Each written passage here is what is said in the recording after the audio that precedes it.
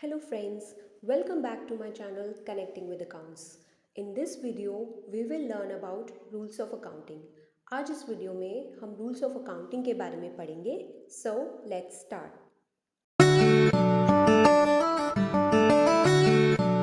In accounting, every transaction has two aspects. One is debit, that is receiving or incoming aspect. Another aspect is credit, that is giving or outgoing aspect. Her transaction के दो aspects होते हैं, एक तो debit receiving यानी मिलने वाला, another aspect is credit that is देने वाला गिविंग और आउटगोइंग एस्पेक्ट. दो अप्रोचेस हैं rules of debit and credit को फाइंड आउट करने की.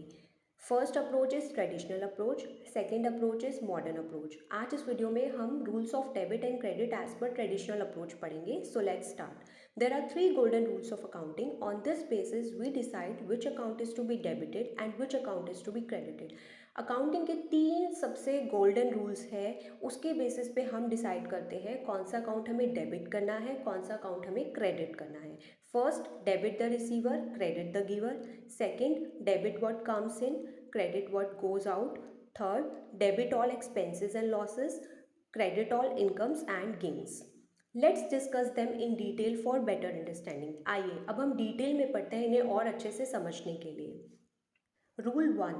Debit the receiver, credit the giver. This rule is applicable to the personal accounts. ये rule personal accounts पे apply होता है. Personal accounts relate to persons, that is individuals, firms, companies, debtors और creditors. Personal accounts का मतलब है वो accounts जो पर्सन से रिलेटेड है, चाहे वो नेचुरल पर्सन हो चाहे वो आर्टिफिशियल पर्सन हो, like companies, firms, natural persons like debtors और creditors. The main purpose of this account is to find the balance due to or due from persons or organizations. इस account का main purpose है कि हमें balance find out करना है कि हमें किस पर्सन से कितना पैसा लेना है और किस पर्सन को कितना पैसा देना है या ऑर्गेनाइजेशंस को. For example, Ram and company has paid ₹5,000 to Mohan and company. Ram की कंपनी ने ₹5,000 मोहन की कंपनी को पे करे हैं, तो यहाँ पे हम मोहन कंपनी को डेबिट करेंगे क्योंकि वो पैसा रिसीव करेंगे, रिसीवर है, और राम एंड कंपनी को क्रेडिट करेंगे क्योंकि वो गिवर है. Second rule, debit what comes in and credit what goes out. This rule is applicable to the real accounts. ये rule real accounts पे apply होता है. Real accounts वो accounts है जो tangible और intangible assets से relate करते हैं, except debtors, क्योंकि debtors हमारे personal accounts हैं. For example, land and building, plant and machinery, goodwill, patents etcetera, जितने भी हमारे टेंजिबल और इंटेंजिबल एसेट जिनको हम देख सकते हैं, टच कर सकते हैं, नहीं कर सकते, सब इसमें आ गए. For example, Ram machinery has been purchase for ₹10,000 in cash for the business. Business के लिए मशीनरी परचेज किया है कैश में, तो यहाँ पे मशीनरी अकाउंट डेबिट होगा क्योंकि वो बिजनेस में आई है, क्योंकि debit what comes in, and cash account credit होगा क्योंकि वो बाहर जा रहा है, that is credit what goes out.